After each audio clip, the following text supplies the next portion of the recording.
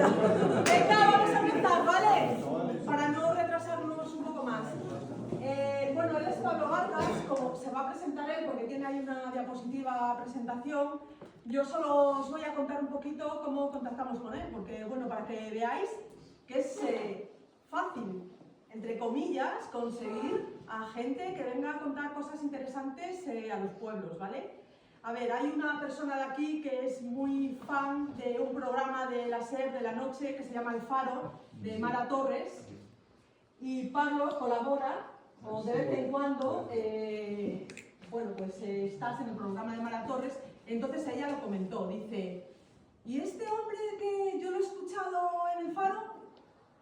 Ordenador, correo electrónico, le escribimos, le contamos de qué iba un poco la Feria de la Miel, de Filiel, lo que pretendíamos y tal, y vamos. Y lo hizo todo muy bien, me enganchó ya la primera, le dije a la nota que sí. Es que sí, no pasaron ni 10 minutos. Deberá copiar lo que hace, porque lo hizo fantásticamente. No pasaron ni 10 minutos y bueno, hoy aquí lo tenemos, conociendo Maragatería, que comentaste que no la conocías. No, no del todo cierto. Porque no, los sí. aquilianos sí... Bueno, sí, ahora lo puedes contar. Ahora, es verdad que no he hecho estudios en la Maragatería, aunque sí en León, pero no era... Vale, y bueno, a partir de ahora y de demostraros cómo es fácil conseguir que venga gente muy interesante y con muchos conocimientos a los pueblos, ya sigue Pablo, ¿vale? Gracias, Pablo. Gracias.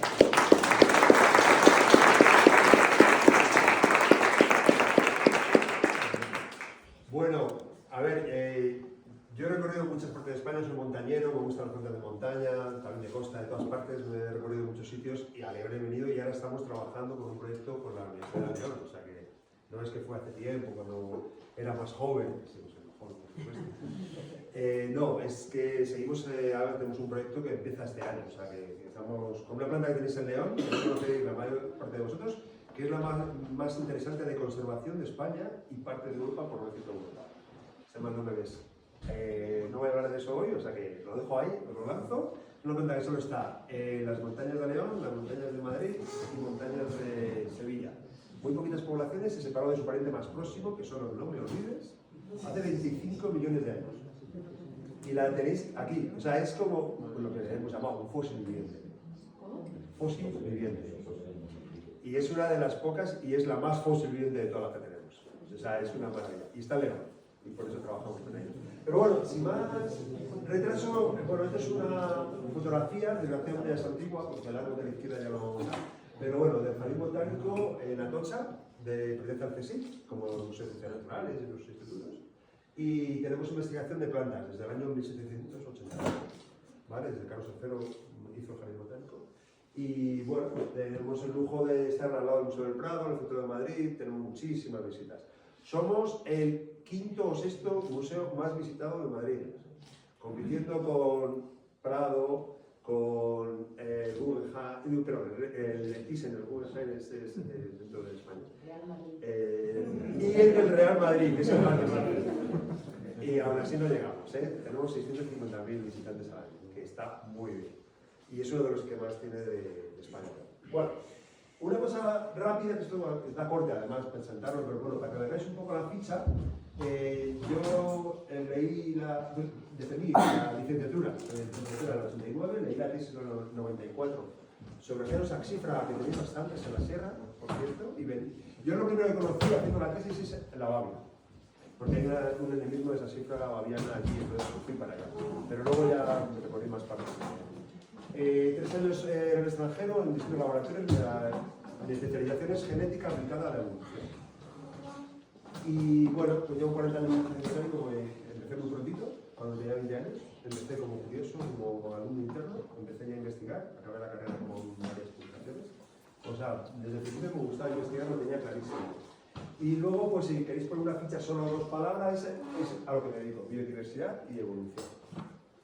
Son palabras muy genéricas, pero es que engloba un poco pues, a lo que hemos dedicado en los últimos años, que ha sido pues, muchas filogenias, taxonomía, también de abejas, te dirigí una tesis, o sea, bueno, ya tenéis una pequeña ficha hecha con esas temáticas, flora, vegetación, taxonomía, filogenia, ecología, polinización, dispersión.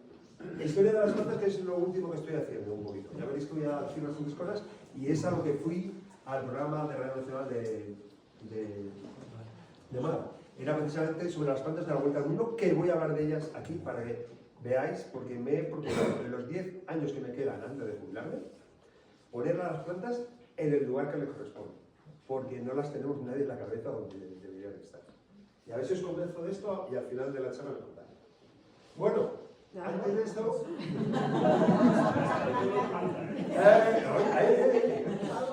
antes de nada, que me podéis interrumpir cuando queráis, que esto no es la universidad, o sea que cuando tengáis una duda, o no he explicado bien, o tengáis alguna cuestión, si nos deja Charín, pues podemos hablar un ratito, ¿eh? Y entre medias, no al final, según va saliendo cosas. ¿Puedes repetirme el nombre de la planta que... Saxif, la que es rarísima en conservación en España.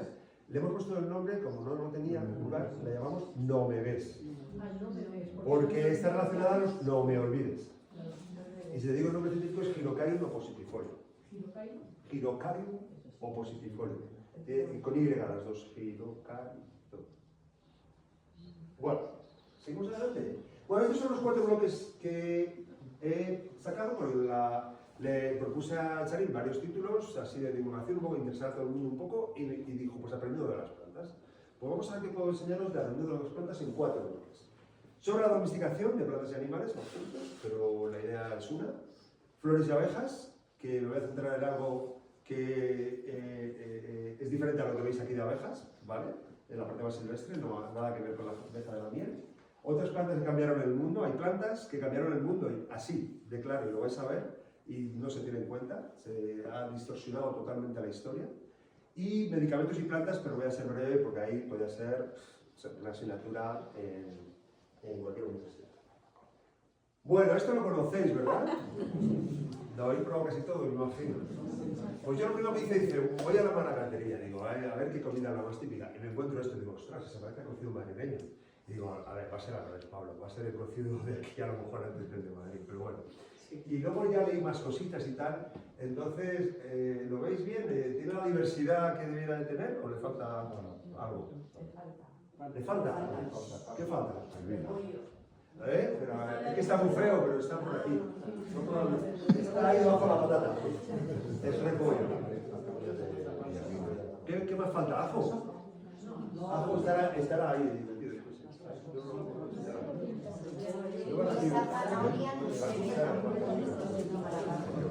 ¿La zanahoria no es? Vaya, pues internet me ha engañado. No hay zanahoria. No, pero como todo bote, cada cual le echaba una cosa. Bueno, pues he aprendido algo de la zanahoria, no voy a hablar de ella, pero...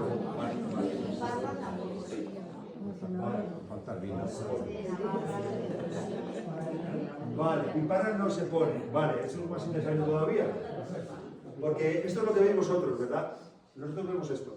Ni piparra ni nada. Vemos, pues, Naupuscarota, Ciceraritanum, Capsicunanum, Scrofa, etcétera, etcétera. Es lo que vemos los científicos. Y gracias a eso podemos saber de dónde vienen las distintas plantas. Pues yo soy un lío de nombres, ¿verdad? Pero me ha querido Linneo y puso un poco de orden en esto. Y eso estuvo bien, y esto nos lleva a lo más importante que quizá ha hecho el ser humano en la historia de Homo sapiens. Y yo lo digo quizá por ser un poco prudente, yo tengo clarísimo que sí. Y os voy a intentar convencer de que no es la llegada del ser humano a la Luna, ni los móviles, ni la inteligencia artificial. Va a ser esto que os voy a contar, a ver si os convence. En el creciente fértil se empezó la domesticación de animales y plantas. Hace 12.000 años, 13.000 años, se empezó por ahí, ¿verdad?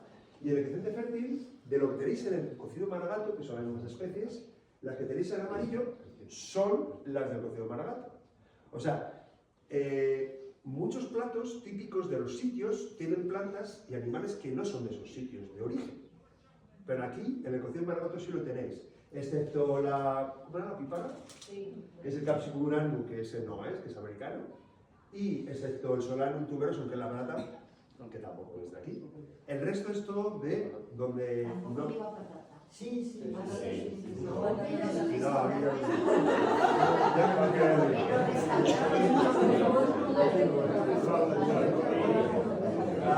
almidón. Es para hacerlo más sencillo. Porque también he aprendido leyendo, que siempre he hecho los deberes, que vosotros tomáis el cocido, o sea, perdón, el caldo al final. Y en Madrid es al principio. De hecho, Vale, pero la patata se me Y venía. aquí también sabor restaurante. Ah, en casa es así. Bueno, pues quiero decir que, a diferencia de otros platos, por ejemplo, la paella que tiene arroz, que es asiático, ¿vale? Que le echan el marisco que sí que será de allí, pero luego echan pollo, que el pollo también es de Asia, bueno, se come en los sitios, etcétera, etcétera. O sea, hay platos típicos, el gazpacho, que lleva tomate, ¿no? El tomate ya no es, el gazpacho andaluz con tomate, en origen no es, y etcétera, etcétera. Hay muchos platos que no, pero el vuestro, por lo que he visto, se mantiene. A mí me gusta hacer este experimento cada vez que voy a un sitio, ¿no? El creciente fértil es ahí donde está la invasión, la guerra que hay, de Irak, Irán, y se llama creciente fértil del principio del siglo XX porque formaba como una crescent en inglés, que es como una luna, media luna, así, y va desde el Nilo hasta el Tigris de Eufrates, que hemos estudiado toda la vida. Pues ahí es donde se domesticaron la mayor parte de plantas y animales. Y concretamente el garbanzo, que eso sí que es típico, eso sí que no hay duda roja, ¿verdad? Los restos arqueológicos más antiguos están en la zona de Siria, de su domesticación hace 9.000, 10.000 años, el trigo y la cebada en el norte y los higos en el sur. Pero todo esto dices, pues qué bien, ¿no? Ahí lo hacen y fueron los primeros, ya está. No, no, esto es un proceso muy largo y un cambio filosófico de primer orden. O sea, tú eres un cazador-recolector. Y tú vas a pensar que al cabo de poco tiempo lo que estás cultivando ahí porque lo has cogido del campo va a cambiar. Eso era como un cambio intelectual de primer orden, o sea, de una inteligencia y de visión de futuro que se tiene poco hoy día, porque tiene que funcionar. Empezaron con el trigo, que es anual, y entonces pudieron ver algún cambio pequeño. Ya no hablemos de los árboles. Yo trabajo en el olivo mucho. En el olivo tardas 8, 10, 12 años desde semilla, en realidad son 12 o más, desde semilla a que sea un árbol que da flores. O sea, lo vas a ver 3 generaciones tuyas, o sea, 3 veces que ocurre eso desde una semilla. Con lo cual, este cambio filosófico guarda además un misterio que yo no he visto todavía resuelto y os lo voy a contar a continuación. Bueno, pues ahí tenemos la investigación de esas que son de las primeras hace 10.000 años. Ah, y se me olvidaba para cocido estas dos, ¿vale? El pan, ya lo hemos visto, del norte de la zona de Turquía, son los restos más antiguos de trigo y cebada. Y luego el vino, que ese es curioso, porque eso viene del Cáucaso, la vid. Pero se fue domesticando y se hizo tolerable al clima mediterráneo, ¿vale? Pero no es una planta mediterránea. Vale, pues esto, todo ello conforma que tenéis una serie de platos de cocina de donde, bueno, y en la península ibérica no había esa filosofía de domesticación, no existía, y la gente fue mucho más tiempo cazadores de recolectores, y luego todo esto ya vino con los distintos pueblos mediterráneos hacia acá. Este es un tema fascinante, pero lo he resumido aquí, no parece como una clase de universidad, ya lo sé, pero voy a intentar simplificar. Fijaros en los años, 11.000 años, trigo, cebada, garbanzos, en la zona esa de creciente fértil, ¿verdad? Y si ves, en Asia hay un pequeño retraso de 9.000 años, ¿vale? Que domesticaron ahí, pues el arroz, como hemos hablado, en la zona de la India, pues tienes el mango que he visto hace un rato, en la zona de Papúa y Nueva Guinea, aquí arriba, el plátano y también la caña de azúcar, muy importante. O sea, distintos pueblos llegaron a la misma solución de cómo tener alimentos sin tener que ir a buscárselos por el monte. Vosotros que sois montañeros y me ha hecho muchas veces la pregunta, yo no podría sobrevivir con lo que hay en el monte, sobre todo vegetales, no hay suficientes. O sea, el tema ese de cazadores-recolectores es una cosa que estoy investigando ahora, a mí me sorprende. Sí, yo creo que eran cazadores-recolectores, cazadores, porque recolectar poco. O sea, recolectar es otra cosa, pero plantas tienen un recorrido muy corto para poder vivir de eso. Entonces, la domesticación de animales fue importante para la carne y para el trabajo y para muchas cosas, pero de plantas aún más. Entonces, cambiamos nuestra alimentación a ser cada vez más vegetarianos, desde la domesticación de, sobre todo, plantas, ¿vale? Lo interesante de aquí es que a lo mejor los primeros que lo descubrieron estaban ahí, que se podía hacer, y esa cultura percoló después hasta Asia y llegó 1.000 años, 2.000 más tarde. Eso se puede entender. Un poco misterioso, pero se puede entender. También pudo ocurrir aquí, en Papúa y Nueva Guinea, ¿vale? En África, sí, todo esto es Eurasia, todo está conectado, ¿vale? Los pueblos se movían, vale, bien. ¿Y qué de América? En América toda esa domesticación es posterior de la llegada de los humanos. Con lo cual llegaron de forma independiente a la misma solución de tener recursos permanentes al lado de casa. Eso es un cambio que nunca lo tendremos, de verdad. Darle una vuelta, porque de verdad que es más importante esto que todo lo demás, por lo menos a mí me parece fascinante, porque es que no ves el cambio inmediatamente. Entonces ya para resumir un poco la importancia de esto, hablar que hay distintos centros primarios, luego secundarios, que fueron copiando a los primarios y demás, ¿no? Distintos grados de domesticación, que lo hemos estado hablando, ¿verdad?, hace un rato, sobre la abeja de la miel. La abeja de la miel no se considera 100% domesticada, porque puede escaparse y vivir en la naturaleza. Una especie está totalmente domesticada cuando no puede volver a su hábitat. Y eso ocurre, una vaca, bueno, puede vivir porque la mantenemos, pero si tuviera ahí lobos, tuviera de todo, pues desaparecería, ¿no? Unas razas más que otras. Entonces hay que hablar que hay mucha semi-domesticación. El propio olivo está domesticado, se escapa, pero no progresa. Es decir, el problema que tiene en la domesticación es que lo que has domesticado no es suficientemente fuerte para poder competir con la selección natural que hay en el campo. Entonces, bueno, si no puede, ya está totalmente domesticada. Ese es el concepto. Es difícil poner el grado, pero que sepáis que hay distintos grados, que no es todo domesticado o no domesticado. Y por supuesto, una cosa que es básica, todo lo que se domesticó procede de una planta silvestre. Y animales igual. Lo que pasa es que el ser humano extinguió el uro, que se lo hizo la vaca. Pero claro que debe haber uros, ¿vale? Y lo mismo con las plantas. Solo hay una planta en la cual no se sabe cuál es su pariente más próximo o silvestre, que es el granado. El resto, hasta hace bien poco, gracias a la genética se supo cuál era el pariente más próximo del maíz, por ejemplo. Que no había nada que se pareciera al maíz. Claro, los botánicos buscaban parecidos morfológicos. Gracias a la genética se supo. Entonces, eso es un concepto básico. Todas las plantas que se han domesticado proceden de la silvestre, y luego hay distintos grados de domesticación, porque claro, estamos hablando de miles de años. Y sigue habiendo domesticación. O sea, esos tomates tan maravillosos que estamos tomando es un paso más avanzado de cómo se puede domesticar algo ya previamente semi-domesticado o bastante domesticado, ¿no? Luego darle una vuelta también a esto. Solo 100 o 200 especies de plantas totalmente domesticadas. Probarían miles en todas partes, pero son unas pocas que tuvieron éxito. Que eso también es importante, la cantidad de trabajo. O sea, nunca estaremos tan agradecidos a nuestros antepasados como estos que hicieron eso, que no tienen ni nombre, ni cara, ni sabemos de dónde eran exactamente. Y gracias a eso, pues tenemos también el punto 5. Bueno, voy a pedir al 4 primero, solo animales de 15 a 20 domesticados, ¿vale? Y luego, fijaros, actualmente, más de la mitad, la mayoría de las calorías que tenemos, se las debemos a 3 plantas en el mundo, que son el trigo, el arroz y el maíz. 3 para la mitad de las calorías. Es espectacular. Y además las 3 son gramíneas. Y cada una se domesticó en distintos sitios. El trigo, lo hemos visto en Turquía, que luego vino para acá. Luego hemos visto el arroz en China y el maíz en América. Gramíneas, cereales, que se domesticaron y que han sido el sustento de los humanos. Y lo más importante de todo, para que llegáramos a la situación que estamos ahora, que es que gracias a eso se dejó de ser cazador-recolector y se pasó a ser sedentario. Se pasó a ser, bueno, pues tener un sitio donde, gracias a que había más alimento y estaba todo el mundo junto, crecieron las poblaciones. Y gracias a esas poblaciones aparecen las primeras ciudades en la historia de la humanidad. Pero gracias a esta domesticación, el neolítico es eso, precisamente. Entonces solo he traído esto para que le dierais una vuelta, hay muchísima información de esto.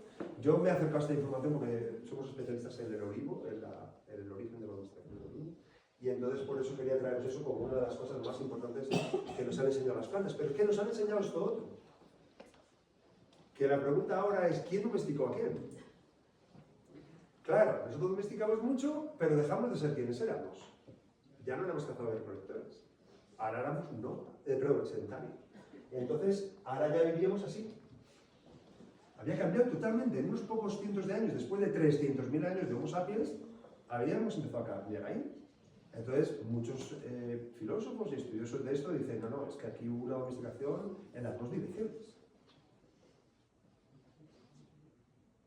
Y ya me meto otra vez en la baracatería para deciros que he buscado, eso no sé qué datos son ciertos o no, de que la productividad vegetal es esa que pone ahí, seguís con cebada, trigo, prados, o sea, todo muy natural, todo muy auténtico unos cambios pequeños, que esta gente ya me empezó a meter cosas, ya sabéis, en el sur, que si meto aguacates, mangos, vosotros no, seguís con esa productividad, que es básica, y hay un poco de patata y un poco de maíz que no es de aquí, pero es un porcentaje pequeño. Y luego pues de animales parecido. Disculpa, ¿y los árboles domesticados, como que también son un alimento, como nogales, castaños y todo lo demás, también se considera domesticación? No, no todo lo que se come está domesticado, aunque tenga fruto grande. El castaño es silvestre, se no tiene de domesticación nada. Pero muy buena pregunta. El coco es muy grande y no está domesticado. ¿Vale? El coco se ha utilizado mucho, pero es totalmente silvestre. O sea, no ha habido proceso de selección artificial.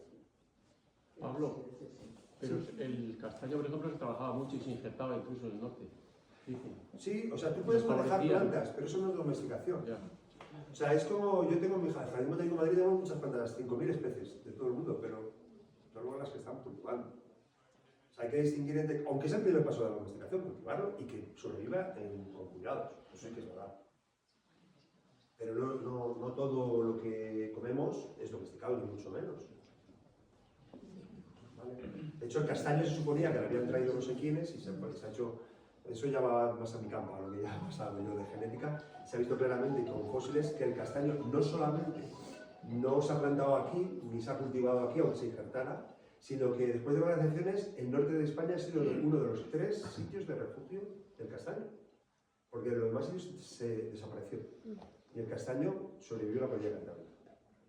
O sea que, bueno, da castañas muy ricas y todo. Y en las bellotas, por ejemplo, también son alimento para el ganado. Y son grandes y no están domesticadas.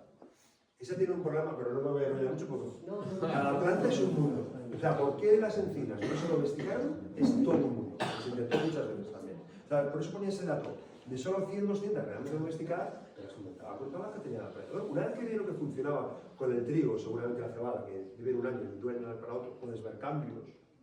A partir de eso ya tienes la idea y ya la quieres explotar. ¿Vale? Y eso fue clave.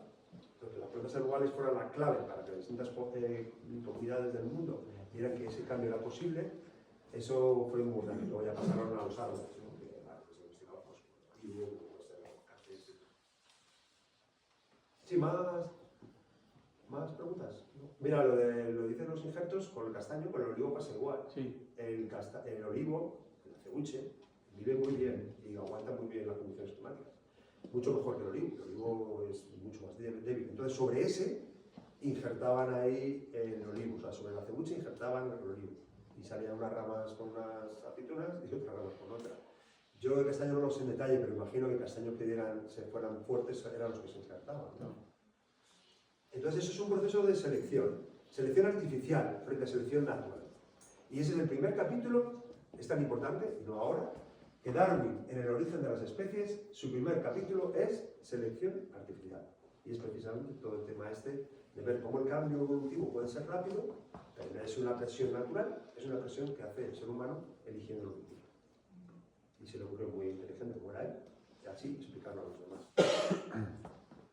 Bueno, sí, me falta venirme arriba del todo. Entonces decir que esas 3 plantas ya habéis visto, esto es a nivel mundial, lo que se come, y que ningún descubrimiento de estos, que ahora hay un cohete dentro de poco a la luna y vamos a colonizar, no sé, nada de eso hubiera sido posible sin este primer paso, que sea la formación luego de ciudades y que el conocimiento fluya. Porque si estás en tribus separadas por ahí, a favor del cuerpo, pues la herencia cultural pues no está. ¿Verdad? Un mensaje, me gusta dar mensajes, sí, ya sé que estoy un poco profe y me gusta. Durante más de 300.000 años de existencia de Homo sapiens, la domesticación para mí y para mucha gente que trabajamos en la naturaleza es el logro más importante que ha hecho el ser humano. Ahora sí me meto un poco en vuestro campo, intentaré meterme un poco porque si no voy a salir como las abejas picoteadas, ¿no? Vamos a ver, la abeja de la miel. La abeja de la miel, hemos hablado de semidomesticación, se considera semidomesticada. ¿Por qué? Porque tú puedes ir al campo y ver abeja de la miel. Y es verdad que con las condiciones climáticas, los cambios, depende de qué zona. Porque no hay la abeja de miel en todas partes, hay sitios mejores para ella que no. Entonces, puede volver a la naturaleza, puede volver a su hábitat y les vemos en el campo. Condiciones, años malos no, seguramente, pero en otros sí. Entonces es muy difícil separar si es silvestre o no, a no ser que haya muchas colmenas. Pero entonces es distinto, es muy complicado saberlo, ¿no? O sea, tiene su posibilidad de volver a la naturaleza en condiciones buenas, ¿no? Pero hay que tener en cuenta que la abeja de miel es anecdótica. Es la abeja más rara de todas las que existen. Estamos hablando de 25.000 especies, de las cuales 1.000 hay en la península ibérica. Y casi todas son abejas solitarias. ¿Qué quiere decir? Una hembra que ella sola se busca la vida. Coge el néctar, coge el polen, pone la miel en sus huevos para poner la larva, sitios pequeños, y es lo que el mayor número de especies.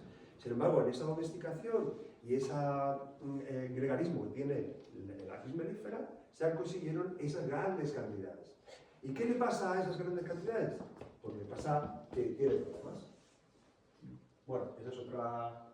Sí, es otra... Bueno, la que he sacado de internet, pero la abeja de miel, támeros, tal, que todo el mundo conoce. Entonces, cuando tú hablas de abejas, yo he dirigido una tesis de abejas y trabajo con abejas, todo el mundo piensa en la abeja de miel.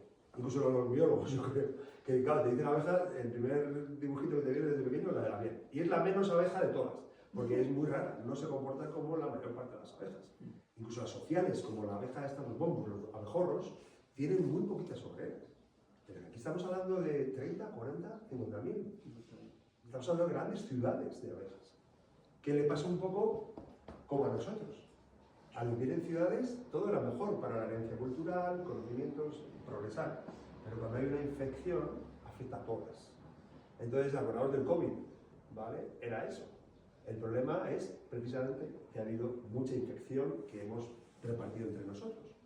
Y a las abejas le pasa parecido con la varroa, el nosema, cuando se mete dentro, si va un bombus que viven aisladas ahí en el monte, no va a infectar a las demás fácilmente. Se va a una colmena y se infecta todo. Nosema, que también es un hongo, pesticidas, cambio climático, todo eso afecta a todas y hay mortandad enorme, que es lo que conocéis de la abeja de la miel. Entonces, bueno, pues contar un poco lo de que tiene contraprestaciones vivir tantos, ¿no? La abeja de miel, tampoco quiero traer todo esto, que hay muchísima información, desde la herencia mismo, como hay unos pinturas rupestres indicando cómo bajaban la miel, ¿vale? Quizá los primeros que entraron a domesticar de verdad la abeja, que fueron los egipcios, que estuvieron mucho tiempo, lógicamente. Y bueno, pues para recordar un poco esto de la abeja de miel. Y luego recordar también los servicios ecosistémicos que decimos en ecología. Es decir, hasta que a un economista de la naturaleza no se le ocurrió poner en millones de dólares y millones de euros el servicio que supone todos estos seres vivos, no se llamó la atención. Y entonces en la última década sobre todo, ya se puede cuantificar cuánto supone tener esas abejas ahí fuera. No digo las colmenas, digo las abejas silvestres. También las colmenas, pero todo junto se ha valorado 200.000 millones de euros en el mundo, lo que supone tenerlas. Y la productividad que supone, que en España 3.000 millones. De ahí que siempre se llevaran pues, cultivos con las colmenas y era una simbiosis, digamos, muy buena que ha funcionado durante mucho tiempo. 300.000 especies de plantas con flores hay en el mundo. 25.000 hay de abejas, de las cuales más de 1.000 tenemos en la península ibérica, con lo cual tenemos una diversidad bastante interesante. Estos son los trabajos que yo he hecho, sobre todo con los dragoncillos, estos que tenéis también aquí. Y tenía un vídeo, pero se va a alargar. Prefiero no me preguntéis cosas, que bueno es el vídeo de abejas, que veréis muchos en internet. Y estas son las que hemos trabajado, la tesis que hicimos, porque son especialistas de esa flor, que es la flor más hermética que hay en el mundo. Esa flor está aquí, la tenéis en los montes de aquí, y está en la península ibérica. De hecho, no hay en muchos más sitios que en el Mediterráneo. Y es el dragoncillo, le llaman, o conejitos. Este tiene la corola totalmente hermética. Solo hay un animal que tiene la fuerza y la habilidad para abrirlo, que son las abejas. Entonces, las abejas son los que son capaces, todas esas que veis ahí. Porque eso que parece una hormiga son abejas también, para que veáis la diversidad. Y como hablaba con un compañero vuestro, las abejas no dejan de ser avispas que se han especializado en esa producción de miel para darla a su progenie. Y bueno, características, pero en realidad ese aspecto de la avispa debe ser el aspecto de las primeras abejas cuando empezaron a evolucionar, no ni la miel, ni la carpintera, ni los abejorros. Por favor, ¿nos dices el nombre científico El de arriba es especialmente interesante porque lo tenéis aquí en León. Aquí al lado, pero a lo mejor a 1 kilómetro. Se llama Antirrhinum brown blanquet. Antirrhinum brown blanquet. Está en toda la cordillera y está, como lo busco antes de venir, en las faldas del Pico de Lena, que es el de aquí arriba. Pues aquí lo tenéis. Tenía un vídeo precisamente cómo polinizaban a esta, pero bueno, lo podéis ver en otro momento. Es un abejorro, en la de izquierda, que entra dentro. A ver, los abejorros, como toda la mayor parte de las abejas, suelen vivir 1 año. Con lo cual, cuando salen, nadie les enseña a entrar y ir. Se las tienen que ingeniar. Y yo que he observado muchísimo estas flores, cómo entraban las abejas a polinizarlas, lo que te das cuenta es cuando son jóvenes que no tienen ni idea. Empiezan a dar vueltas y empiezan a entrar por un lado, por otro, porque está hermético. Y ya por fin, por los olores, bueno, el aroma que desprende, por arriba veis que hay algunos huequecillos, que ellos no pueden entrar, pero sí olerlo, ya empiezan a jugar, aprietan por los lados a la corola, ya ven que se abren un poquito, y ya ahí meten la cabeza y se meten hasta adentro. Pero tened en cuenta que se meten hasta adentro y no ven cuando están dentro. Con lo cual cualquier animal las puede cazar. Yo de hecho las abejas nunca tengo una manga. Yo voy con una bolsa de plástico. Entonces cuando la veo que se mete dentro, hago así, y ya cuando acaba, sale y ya la he capturado. Luego veo si tiene polen, que vaya por el tiende, lo que sea, con una bolsa de plástico transparente que ni me pica y puedo ver exactamente lo que tiene. Que en la manga es muy complicado hacer eso. Y me he especializado en eso porque no ven nada cuando están ahí dentro. Aunque sean las grandes, no ven nada tampoco. O sea, las corolas son más grandes que el tamaño de las abejas. ¿Había alguna pregunta más? ¿No? Vale. Pues en eso hemos dirigido una tesis y deciros que es mi aproximación a las abejas. No la de la miel, que son un poco, sino más bien las abejas silvestres. El vídeo, que no lo pongo. Entonces, sin las abejas, la economía y la supervivencia de los seres humanos en muchas regiones estaría muy comprometido, porque la productividad sería muy escasa. Y tener en cuenta que ahora a lo mejor os parece como anecdótico, pero a la Edad Media, si no tenías 2 cosechas, no sobrevivías en un sitio, mínimo 2 cosechas. En la época glacial, la pequeña época del hielo, la baja el número de cosechas hizo que muriera muchísima gente. Y parte de que pudiéramos tener una productividad agrícola se debe a ellos. Ponerlas en el sitio adecuado. Voy a pasar al tercer bloque. Más plantas. Estas son especies, ¿vale? No sé si conocéis muchas especies, ¿os suenan algunas? ¿Sí? ¿No? ¿Quizá? Vale. Efectivamente, ahí tenemos la pimienta a la izquierda, son las 10 más usadas actualmente. El ajo, se considera una especie también. Tenemos la nuez moscada, como ha dicho nuestra compañera, aquí en la segunda por abajo. El clavo, efectivamente. El orégano, ¿vale? Son las 10 más empleadas. Aunque en realidad la gente no ve esto, tenemos muchísima información de todas ellas, ¿vale? ¿Queréis saber? Bueno, solo deciros que así es como la mayor parte de la gente conoce las especies, ¿vale?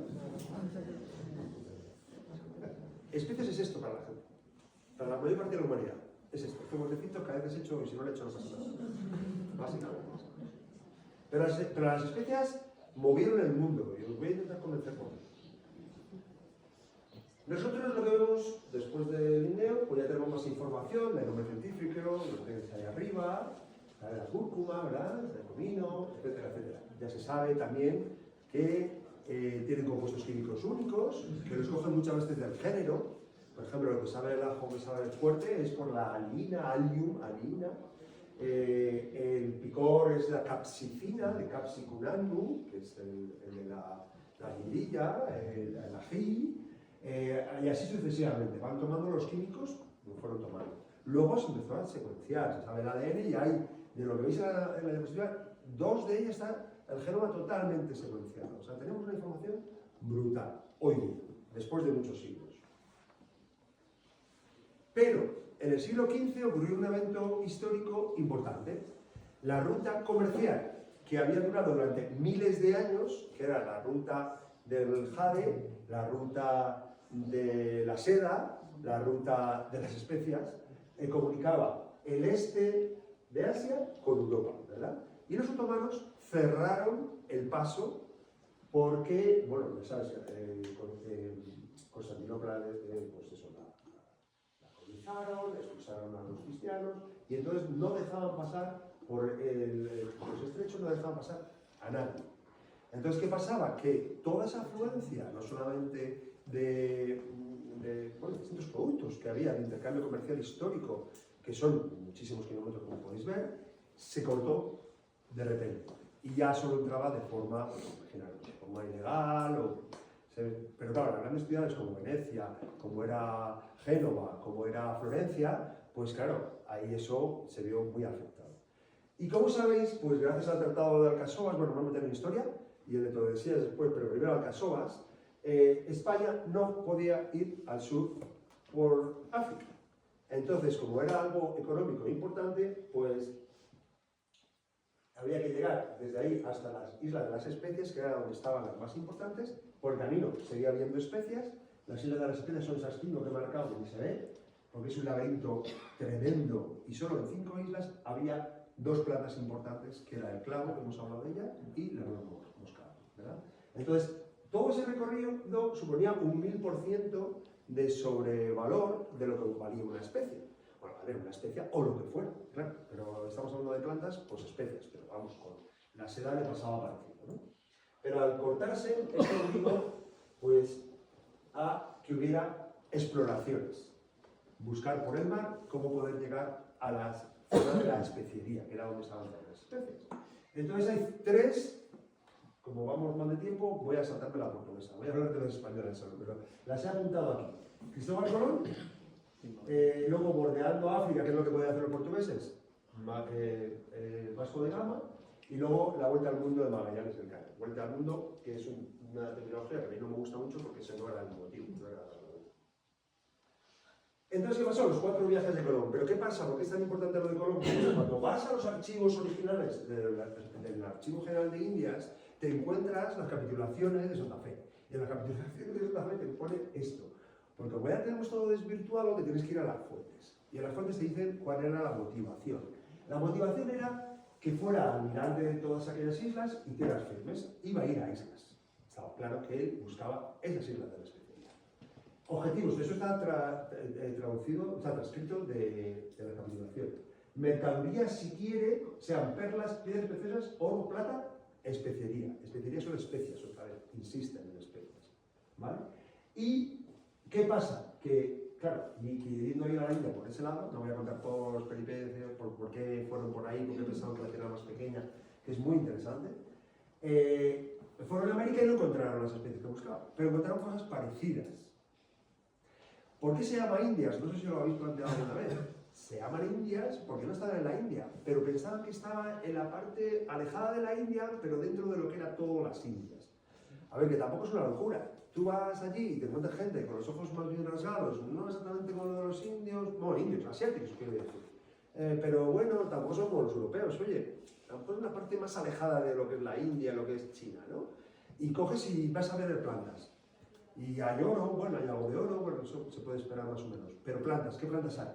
Pues Colón se volvió loco buscando plantas, porque era la única forma de justificar que había llegado a las islas, que es lo que había prometido a la reina Isabel de conseguir dentro de su misión.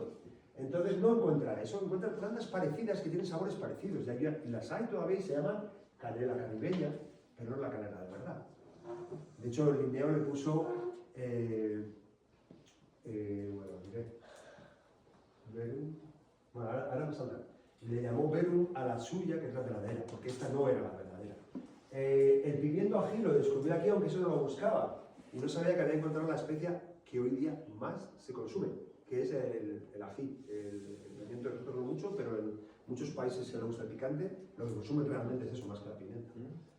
Entonces encontró unas pimientas, pero no la pimienta, de verdad.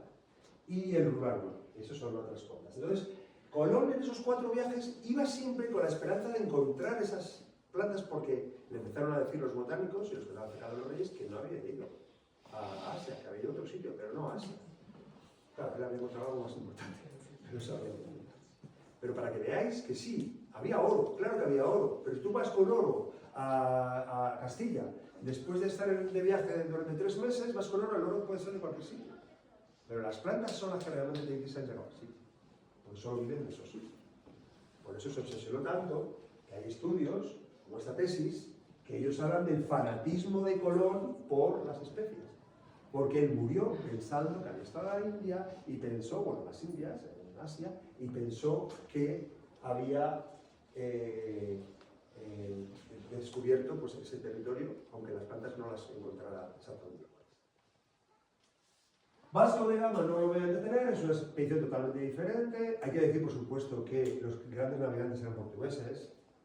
Yo quiero poner las cosas, soy científico, tengo que poner las cosas en su sitio, ¿vale? Los exploradores de verdad eran los portugueses, eran los que habían desarrollado toda la escuela de navegación, con diferencia. Ya está cerca de los españoles, pero los españoles de alguna forma se aprovecharon y crearon este éxito que hubo con Colón y con la vuelta al mundo. Pero los que sabían que estuvieron un siglo entero cambiando la navegación del mundo, eran los portugueses. ¿Sí? Bueno, y al final llegan ellos y llegan a, después de, bueno, son varias expediciones, no solo Vasco da Gama es el que finalmente acaba, pero son muchos años de distintas expediciones de cabotaje, es decir, que van de una a otra, como la de Colón, que vas a maravillas a ver qué te encuentras, vas yendo por la costa, y ¿cuál era su motivación? Pues bueno, la motivación la tenemos aquí. En este caso es una nueva ruta a la India, igual que la de Colón. Comercio de oro, siempre estaba el oro por medio, sigue estando el oro por medio, ¿verdad? Pues siempre estaba el oro por medio. Especies y esclavos. Claro, íbamos a África y había muchos esclavos que coger, ¿verdad? Pues esclavizaron como locos, fueron los que realmente esclavizaron y sacaron mucho dinero para poder financiar esas expediciones, ¿vale? Luego España lo copió, no digo que los portugueses fueran peor que el resto, ¿eh? Pero realmente quienes hicieron un negocio muy lucrativo con los esclavos fueron generalmente los portugueses. Bueno, dicho que esclavos era todo, o sea, los romanos cuando conquistaban un territorio, los otros eran esclavizados. O sea, la esclavitud era bastante común, pero no esta esclavitud que era de ir a otro pueblo a por ellos, ¿vale? Y especias, muy importante. A estos sí que fueron a la India, porque se concentraban todas las especies, que aunque no fueran de la India, se concentraban de ahí como punto ya casi final para ya ir luego a Europa. Bueno, no voy a hablar de Magallanes, el Cano, uno hace la portugués, se prepara el proyecto y el que da la vuelta al mundo es el Cano, ¿vale? Nosotros hemos tenido la oportunidad de, por eso estaba en Radio Nacional con Mar, hablando de esto, era precisamente de las plantas de la vuelta al mundo. Tuvimos ese proyecto que veis ahí a la izquierda y este era el cronista Antonio Pigafetta que iba en la expedición. Se apuntó, él, muy jovencito, y empezó a escribir en su diario 3 cosas muy importantes que han pasado en la historia de este señor que iba en esa navegación. Claro, todo el mundo habla de quién dio la vuelta al mundo, Magallanes, se olvidan de este pobre hombre que fue el que dejó por escrito 3 cosas muy importantes. Uno, un diario de a bordo por donde iba, que era, había otro diario de a bordo más fino que el suyo, pero era complementario. Pero hizo 2 cosas muy importantes, y es, el primero que transcribe las lenguas por donde pasaban, que era Patagonia, que era todo el sureste asiático, que no tenía registro escrito, y lo que a mí me interesaba, que es el primer diario de historia natural. Y iba describiendo cada planta y animal que le sorprendía, que era necesaria, que se comía, que no se comía, que se hacía cosas con ellas, y lo iba escribiendo. Bueno, aquí abajo pongo a Fernández de Oviedo, que también lo hizo lo mismo, bueno, un poquito después, son los 2 primeros diarios de historia natural de la Edad Moderna, es decir, a partir de nuevamente, puesto en el mismo formato, para ver motivación, islas y tierras firmes. Objetivo, descubrimiento de la especiería. O sea, las 3, en 30 años se hicieron 3 expediciones fundamentales, se hicieron muchas más. 3, y en las 3 insistían que había que ir a por especies. Eran fundamentales para la economía, en la economía. Luego el resultado, la circunnavegación del planeta esférico, y luego intereses dispares, que eso es lo que yo también me he centrado mucho, porque aquí hay también mucha confusión. Vale. Ellos iban a buscar esas 2 que estaban en esas 4 o 5 islitas, que están ahí muy pequeñitas, ¿vale? Y mucha gente dice, no, es que en esa zona, iban a esa zona porque iban a por esas 2 plantas que están allí, solo viven allí. Bueno, la luz moscada vive un poquito más lejos. Y también está desenfocado eso, está mejor enfocado que iban a por especias, porque no iban a por especias, iban a por unas pocas, y en concreto a por una. Y era el clavo. Entonces, esto sí que es muy importante del desenfoque que hay sobre la vuelta al mundo. La vuelta al mundo no se hizo por ser los primeros, que es lo que ahora todo el mundo saca en la televisión y es lo más importante que quiere decir. No, la vuelta al mundo se hizo por plantas y concretamente por especies. De hecho, el propio Pigafetta, si veis en ese gráfico de ahí, de todas las especies que habla más de la mitad de veces del clavo. porque allí todo el mundo de las tripulaciones querían clavo.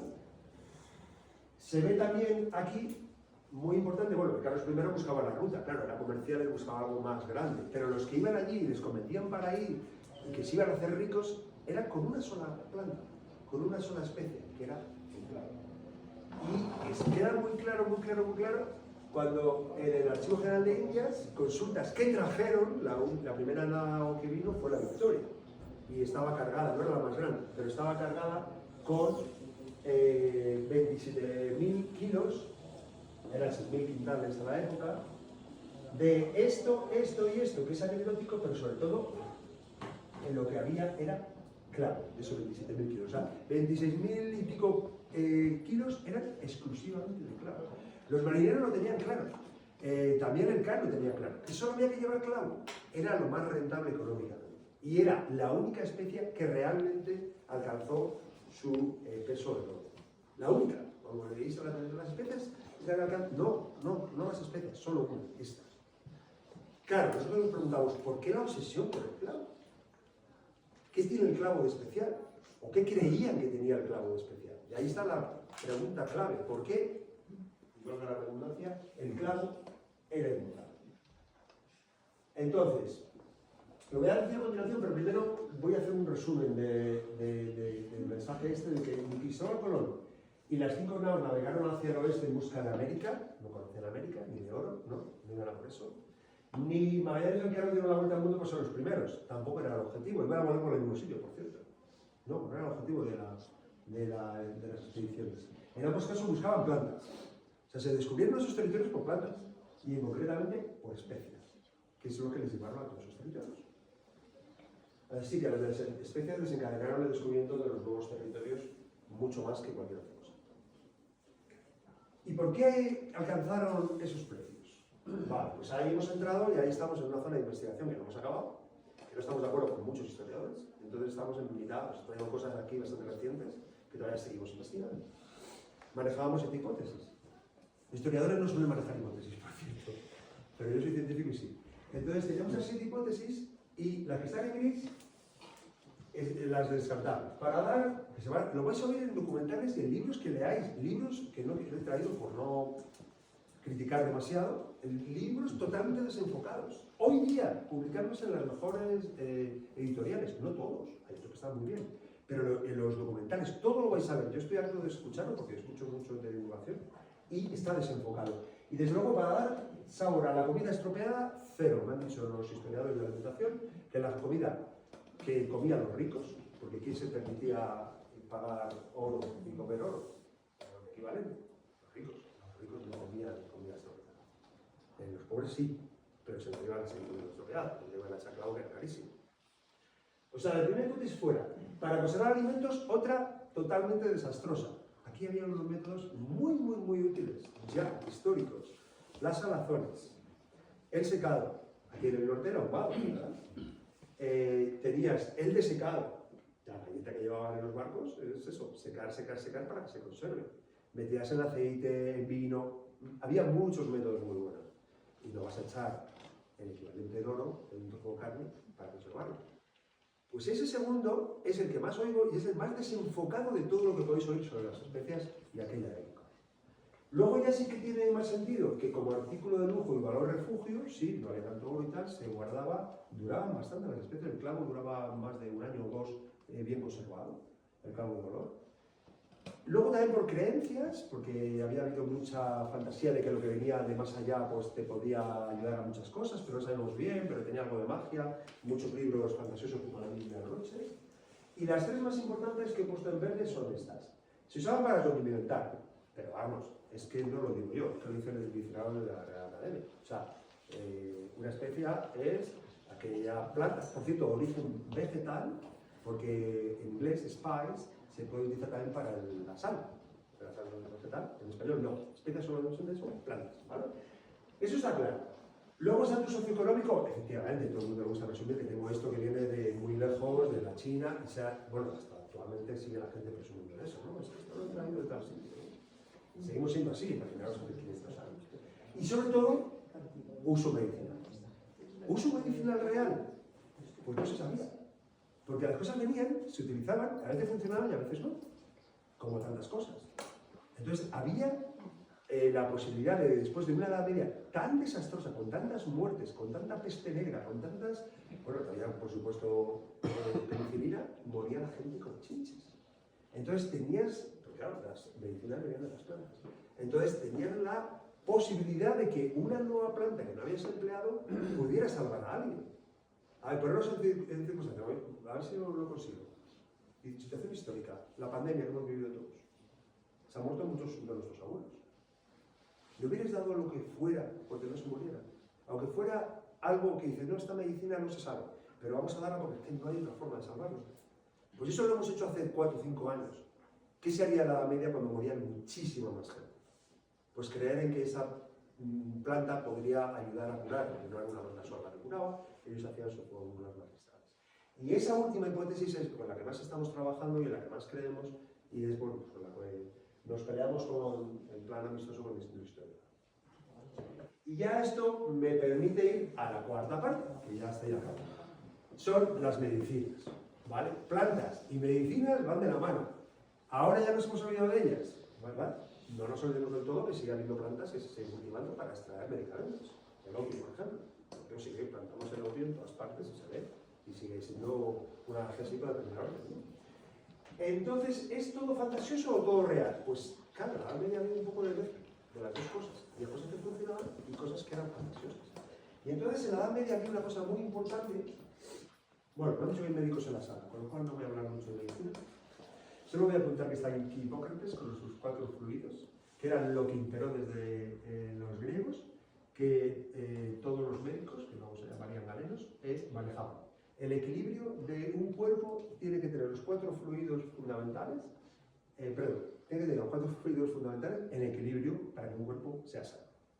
Es lo que quería decir, esto ya lo conocéis, lo habéis leído, me imagino. Se relacionaba cada uno de esos fluidos con un órgano que fue cambiando, ahí como corazón, a veces era el hígado, bueno, son muchos años, y esto imperó, que es lo que he puesto ahí, desde Galeno, que estamos hablando del siglo IV antes de Cristo al siglo XIX. Eso es lo que todo el mundo pensaba que era la medicina. Y pues se puede ver el primero por sangre y corazón, el temperamento estaba relacionado con ese fluido, más relacionado con la edad de la persona, más típico de la infancia, relacionado con los 4 elementos griegos típicos, aire, agua, fuego y tierra, y luego la estación, todo era 4, todo funcionaba muy bien, y este es un poco el resumen final, porque Hipócrates no era tan detallado para relacionarlo con todo lo que vemos ahora. Esto, a partir del siglo XIX, fue muy superado, lógicamente. Pero, saber que cuando se hacía eso, se hacía.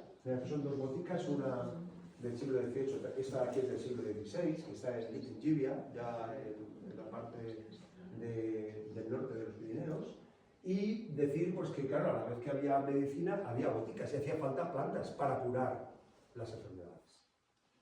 Vale, cada vez que veáis en una planta que se llama officinalis, significa que es una planta que sirve para curar.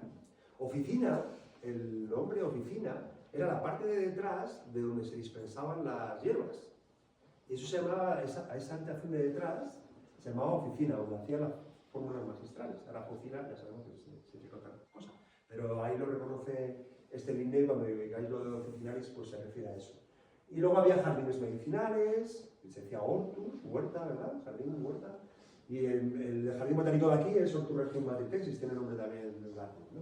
Deciros un poco que había por los medicamentos para poder poner orden a esas plantas, porque había muchas plantas que podían sanar, muchas no hacían nada, pero otras mataban.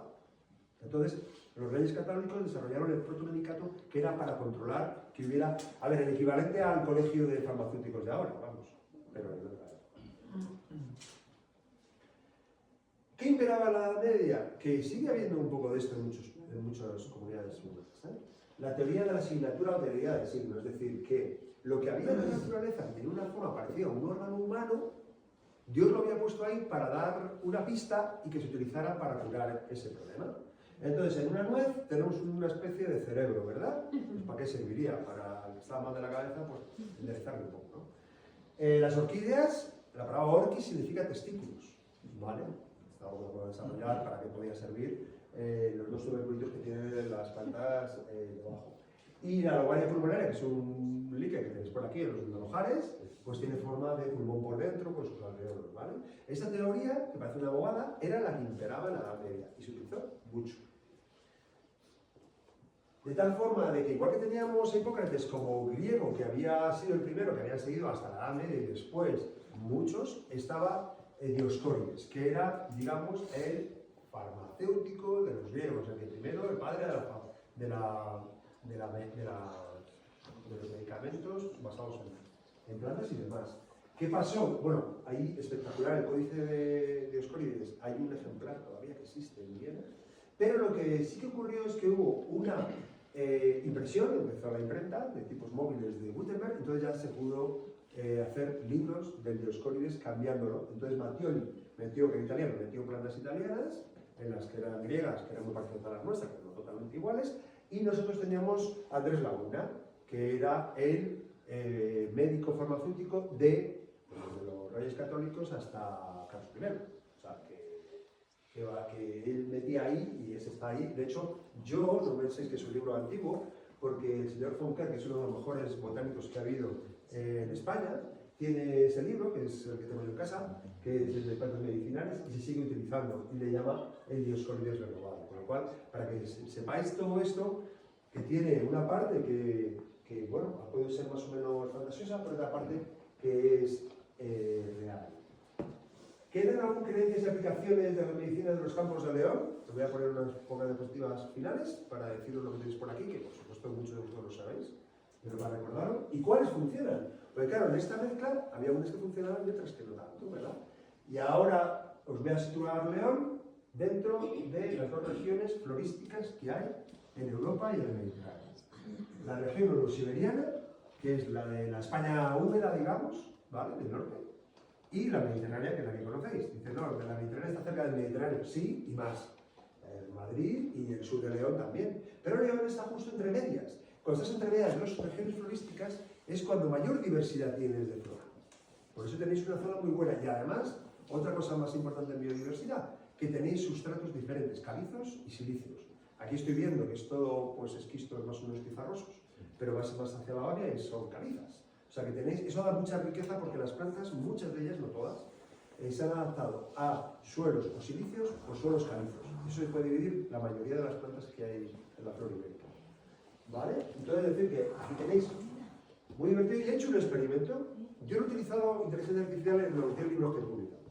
Es verdad, para escribir, no lo he utilizado para nada. En el último, que es de diciembre pasado, sí que lo utilizamos como buscador. Pero es que es un buscador que te acaba riendo, o sea, porque yo le di antes de venir aquí, que ya estoy acabando, me quedan 3 diapositivas, le di, a ver, plantas medicinales de la provincia de León. Y me puso esto. Eso sí, como con emojis muy bonito. Digestiva, manzanilla, menta, poleo, que no es cierto, claro. Relajantes, tila, manzanilla y respiratorias, tomillo y poleo, que es cierto, pero, a ver, es muy grande, que tiene muchas plantas. Ese era el problema. ¿El qué? No, es que eso lo van aprendiendo ellos. Bueno, claro, que ellos van tirando de donde sea. Claro, o sea, tiene mucha información, pero muy poco conocimiento, que ese es el problema que decimos mucho en la universidad. Es una inteligencia parcial. Le falta mucho, porque claro, yo cogí y dije, venga, Pablo, voy a coger la flora de León, la tengo, voy a coger una a una, lo que yo sé. Y os pongo un poquito de lo que yo, a bote pronto, lo hice ayer. Ya lo clasifiqué un poquito así. Fisioterapia, por poner una etiqueta, es más grande que eso, ¿no? Pero es manzanillas, la menta, por cierto que el poleo es un tipo de menta. ¿Ves? Cuando dicen poleo menta me repatea, porque dices poleo menta, claro, si has dicho poleo ya has dicho menta, no, se dice menta poleo. Vale, tomillos también, los conocéis todos, valerianas, pero no sé si os habéis dado cuenta que esas plantas, que además de ser eso, muchas de ellas son benéficas, son las que les encanta a las aves, es decir, son buenas para nosotros y buenas para las aves. Esa reflexión final es algo que a veces se nos escapa. En farmacología actual, el tejo tiene taxol, es el mejor antitumoral. No, joder, con todo lo que han descubierto y tal, pues voy a poner un ejemplo personal. Mi hermana hace 4 años tenía un tumor de pecho. Y entonces le dije, te van a dar un cóctel de esos. Creo que le ponen Taxol también, que he leído en algún sitio. Y dice, no, solo me dan Taxol. En California. Vive ya en San Diego. Y allí tiene un desarrollo y tal. Solo me dan Taxol. De la corteza del tejo que tenéis aquí. O sea que eso que pensamos que a las plantas no se saca nada, ojo. Tenemos la digital, que yo hablo con vosotros, la digitalina.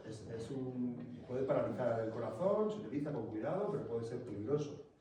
En la aspirina, de toda la vida. El sauce. Vale, ahora es artificial, sintética, todo lo que quieras, pero sale de ahí, puedes todavía curarte con ello. Y la árnica. ¿Sí? Para el traumel. No sé si veo a alguien conocido de tenis, te saludo. ¿Cuántas veces el traumel? El traumel tiene árnica, es lo que tiene sobre todo como antiinflamatorio. ¿Vale? O sea que algunas en dosis altas pueden ser mortales o casi. Pero es que las hay mortales y las tenéis por aquí cerca también. Que les he dedicado aquí unos minutos. La cicunda, de lo que murió Sócrates. Bueno, murió, se envenenó. Cuidado que es una umbelífera, y todas las umbelíferas, a que no saben mucho, se parecen bastante, no de ahí abajo. Tienen esas umbelas con flores blancas, y hay muchísimos géneros diferentes. Y aquí hay cicunda, ¿verdad? Sí. Vale, pero conocéis por la hoja con las manchitas, ¿no? Tiene unas manchas de color vino, efectivamente, en la base, pero el resto de la planta, si no es por eso, no la distingue bien de otras umbelíferas. Esa la he puesto ahí porque es especialmente peligrosa, que también familia que la zanahoria, por ejemplo. Acónitos de Fenix en la serie. Sí, tenéis los dos, y son igual de mortales, tanto el amarillo como el azul. ¿Vale? He puesto esta abeja para ver si alguno me podía explicar, claro. Es venenoso, pero supongo que el néctar no. ¿Verdad? ¿El néctar del acónito es venenoso? Sí, son dosis pequeñas. Son dosis pequeñas, ¿no? Vale. Pero la dosis es muy importante. Tenemos los azafranes silvestres, todos tienen colchicina, son colchicum de género, colchicina, que también paraliza también el ritmo cardíaco. Y luego el tejo, que si te pasas de dosis es mortal, o sea, vale, salud humana puede ser mortal. Toda la planta, sobre todo hay concentración en la corteza, excepto esto, que no es un fruto, por cierto, esto es una semilla, es una conífera, las coníferas no tienen frutos, ¿vale? Esto es una semilla con su arilo, con su carnosidad, y eso no es tóxico, el resto es tóxico o incluso mortal. Entonces, pues nada, contaros estas plantas, contaros todo lo que hay de diversidad de las plantas que siguen siendo muy actuales, la importancia de las plantas, no sé si con este mensaje mío, que voy a ir de un lado a otro, y dando la importancia de las plantas, de lo que ha tenido en la historia y de lo que tienen todavía. Y bueno, ese es el mensaje final, que las setas no son plantas, claro. Las hongos no son plantas tampoco. Entonces ahí tengo algo muy interesante, que con la genética hemos estudiado, que he trabajado mucho en diversidad y clasificación, y las setas son más próximas a nosotros que a las plantas. ¿Vale? Eso es algo que se ha descubierto después. Son los vistocontos y formamos el mismo grupo de animales y setas, que no tienen nada que ver. Sin embargo, setas hemos estudiado siempre en botánica y las seguimos estudiando, pero deberían estudiarla los hongos. Disculpa, ¿y el estramonio que aquí en las fincas que quedan en el fuego? Sí. ¿Sale de manera, ha tenido usos medicinales también? Porque Sí, muy bien. No he querido poner las plantas que no son nativas. El estramonio es americano. Eso, pero te preguntaba, ¿eso no es nativo? No, pero el estramonio es escopolamina, que es de donde se saca la burundanga famosa de la pastilla del sueño, ya sabes, sí. Pero eso no es solo del estramonio. Eso lo tienen todas las solanáceas. Y sí que tenéis solanáceas nativas que tienen escopolamina, como es el beleño, que lo podéis ver en varios sitios. Aquí no llega la mandrágora tiene mucho, que está en Andalucía. O sea, muchas solanáceas tienen escopolamina, pero es verdad que el estramonio es de las que más tiene. Y entonces eso ha venido importante con las americana. plantas a las que... Y entonces vive en las sitios... patatas, por ejemplo, en una finca que la tienes de patatas, luego la Te sale. en fuego y luego sale estramonio. Sí, y le encanta el nitrógeno, cuando hay vacas y demás, sale, pues estramonio es ese que tiene una corola como una trompeta blanca, lo habréis visto más de una vez, que las semillas sí que tienen mucha escopolamina. Huele mal. ¿El sitio o el...? La planta. Yo la planta he visto que las abejas sí la polinizan bastante, ¿eh? Las abejas nuestras, los abejorros sí que entran a esa corola que se llama. Luego trae sus frutos como Con pinchos, exactamente. Tiene una bola con pinchos, cuando se abre tiene las semillas y estas las componentes. Bueno, pues ya he acabado con un mensaje que me gusta darnos. Las plantas nos enseñan que si su existencia al ser humano hubiera desaparecido hace mucho tiempo, o por lo menos no sería lo que es, sería quizá una especie más que hubiera desaparecido. Desapareció los neandertales, que eran posiblemente más inteligentes que nosotros, por no la razón así. O este tipo de inteligencia sí, la otra no sé. Parece que la cultural menos. Bueno, no va a tener evolución humana que me encanta, pero que sepáis que a lo mejor hubiera sido otra especie que hubiera desaparecido de las 20 que se han descrito. Y que además ha haber sido determinantes para grandes acontecimientos de la historia que nos olvidamos. Os he contado aquí un poco resumido, pero hay muchos más que hay que tener en cuenta para dar a las plantas pues, el valor que tienen. Entonces, pues, aquí vuelvo al cocido maragato, he aprendido que la zanahoria no. Y aquí tenéis contactos, os aconsejo mucho el Instagram del Jardín Botánico, tiene muchísimas plantas muy interesantes, de todo por temporada, de lo que va saliendo. Mi contacto por si queréis hacer alguna pregunta o queréis ver alguna cosa. Y bueno, pues esta es la página web del Jardín Botánico, pues que es muy activo el Jardín Botánico y podéis aprender muchas cosas yendo y viendo luego en la página. Y la azafrán que usamos para la paella, es típico de la península. El azafrán no es originario de aquí, es de la familia de los azafranes silvestres, pero este está, procede del este del Mediterráneo y se domesticó mucho y se utilizó mucho en la zona de Turquía, Irán, y tiene una domesticación pequeña, es más bien cultivo, esa sí que se podría escapar bien. Pero luego se cultiva aquí mucho, en Aragón, en Ciudad Real, la rosa de azafrán, la zuela, es de eso, de la Mancha. Y bueno, pues en fin, que sí, que es una especia, la más cara que hay ahora. Esa es la que, no llega al oro por poco, son 2.000 euros que lo he calculado, el oro está como en 8.000 euros el kilo y el azafrán está en 2.000 o 3.000 creo. No llega, pero casi. Al final, ¿por qué el clavo le da más? Por sus posibles utilidades farmacológicas. Pero bueno, ese es lo que estamos todavía trabajando. Y estoy buscando documentos de la época para que se vea que la empleaban. El tema es que en esos 30 años de descubrimientos se publicaron muchísimos mapas y muchísima documentación y dio tiempo a verlo, porque eso fue el clavo en ese momento. Pero pasaban 5 o 6 años y cambiaba.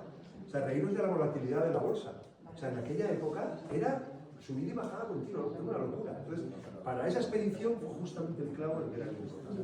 Por ese pensamiento, creo yo, de que iba a poder salvar muchas de las enfermedades que luego sí lo conocemos, claro, porque realmente no tiene un poder curativo como el que Bueno, para el dolor de muela sí. ¿Para? Dolor de muela.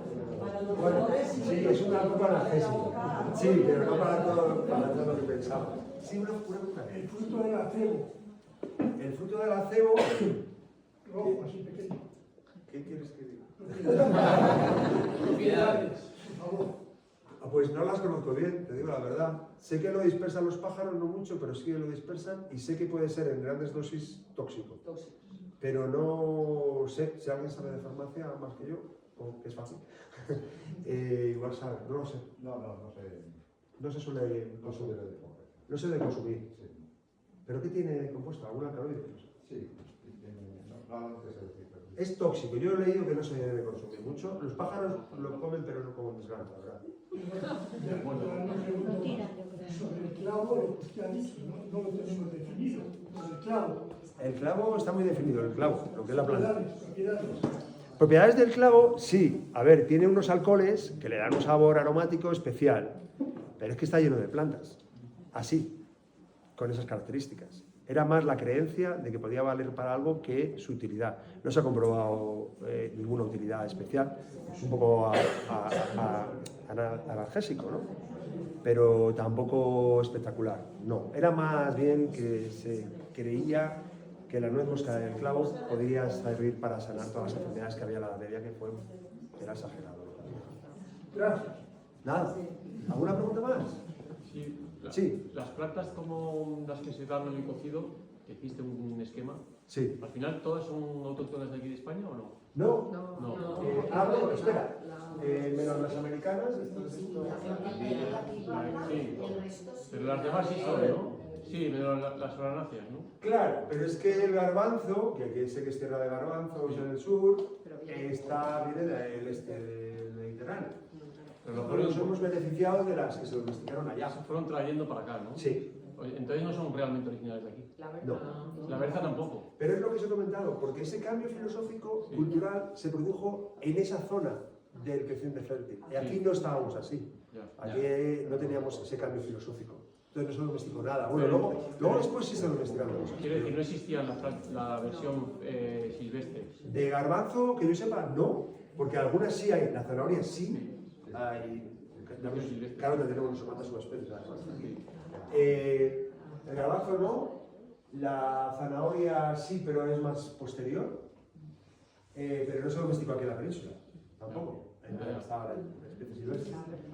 La plata no la tenemos silvestre, la berza, a ver, la brásica sí que hay, pero esa domesticada no, lo que pasa es que sí las tenemos silvestres. Ya. Brásicas tenemos bastante silvestres. Es el repollo y ¿qué me falta de ajo? El ajo. El ajo. Ajos hay, bueno, ajos hay muchísimas especies. Esa es una de ellas. Todas las especies de ajo que tenemos 30 en la península ibérica, todas huelen a divina. Lo que pasa es que suelen tener un bulbo pequeñito porque no está domesticado, con lo cual no da suficiente para cultivarlo. Pero sí, ajos y cebolletas, tú puedes ir por el campo y las ves. Aquí mismo, incluso en la zona Santos de la Sierra, hay ajos de muchos tipos, 30 especies hay. Pero es verdad que la especie que se utilizó para domesticar el ajo no era una nuestra. ¿Cuándo se considera que una planta está domesticada? Bien, esa pregunta es clave. Hay distintos grados de domesticación, entonces se puede decir sí o no. Hay que decir si está semi-domesticada, sí puede volver a la naturaleza y sobrevivir y enfrentarse a la selección natural y pasar a la siguiente generación. Pero si no lo consigue, entonces ya se puede considerar que está domesticada. Cuando el ser humano es capaz de adaptar a su gusto y a su naturaleza. Bueno, siempre va a hacer eso, pero ya tenía su naturaleza, lo que has hecho, por ejemplo, la aceituna. A ver, una cebuchina, si habéis probado aceitunas pequeñas, es aceituna, es que no tiene chicha. Entonces, ¿qué ha hecho el ser humano? Pues más grande para poder explotarla. Ese objetivo de más grande, que es la mayor parte de las plantas que tenemos, el trigo también es más grande, todo lo que tengas en ajo más grande, todo más grande, es manteniendo sus propiedades silvestres, pero que no en mayor cantidad. Ese es mayormente lo que ha habido. También es verdad que ha habido híbridos también. O sea, si nos metemos en una domesticación, el que le guste la naranja mucho ha de saber que no es una especie silvestre ni está cerca. La naranja es un híbrido, parece ser, según los últimos estudios genéticos, entre el pomelo y la mandarina, que son las especies silvestres que hay en Asia. Entonces ahí sí que ha habido un cambio y tenemos otro producto intermedio, pero lo antes es mejorar la cantidad y la productividad. Selección de semillas más grandes también, más fuertes en sus componentes, claro, de todo lo que tenemos. Quiere decir que la domesticación sería la mejora de selección de semillas. Vamos a ver, tú. Claro, puedes hacer por hibridación, conseguir una generación más exitosa y lo que es clave en este cambio filosófico del primer orden, que es muy difícil de entender, es que yo voy a tener algo, la siguiente generación un poquito más grande, si cojo de todo lo que tengo la diversidad que hay en el campo, elijo lo más grande. Tened en cuenta que todas las especies que tenemos la idea de que son como robots, todos son iguales los individuos de una especie, no. Hay una diversidad enorme, no tanta como los perros o como los humanos, pero sí, en el campo hay muchísima diversidad. Entonces, ¿qué hacían ellos? Conocían muy bien el campo, mucho más que nosotros, no muy biólogos que seamos. Entonces iban eligiendo lo mejor que era más grande. Y en esa dirección de lo más grande, otra generación seguía. Y luego había una mutación de repente. Y el trigo, por ejemplo, se descascarilla. Eso no es natural. Eso es una mutación que ocurrió y se conoce ya muy bien por genética dónde está la mutación. Y entonces eso que se descascarillaba, que era más fácil para luego molerlo, lo seleccionaron. O sea que se iba utilizando varias fórmulas para ir seleccionando una vez que vio que funcionaba. ¿Os ha ocurrido mucho? ¿Más preguntas? Sí. ¿Cómo valoras la modificación genética en la evolución? Muy buena pregunta. Yo cuando estudiaba me fui a Inglaterra en los años 90 y a Estados Unidos, aquello de selección y mejora genética. Y ha habido cursos y de todo de mejora genética. Y más del 80% de lo que comemos sigue siendo lo que esta gente domesticó. De selección actual, muy poquitas plantas. Y genética, aún menos. O sea, estábamos con los transgénicos, ¿verdad? Pocas plantas tienen plantas. Porque entre otras muchas cosas las plantas no se dejan que metas cualquier cosa. En muchos casos. Las hojas sí lo tienen, estamos poniendo transgénicos por mucho tiempo, pero hay otras que no. Se siguen investigando como se hacía antes. Los tomates vinieron aquí, bueno, podemos estar toda la tarde. Los tomates vinieron aquí como planta ornamental. Eran unos frutitos rojitos, redonditos, estupendos. Y así llegaron a Europa, que los trajeron los españoles de América.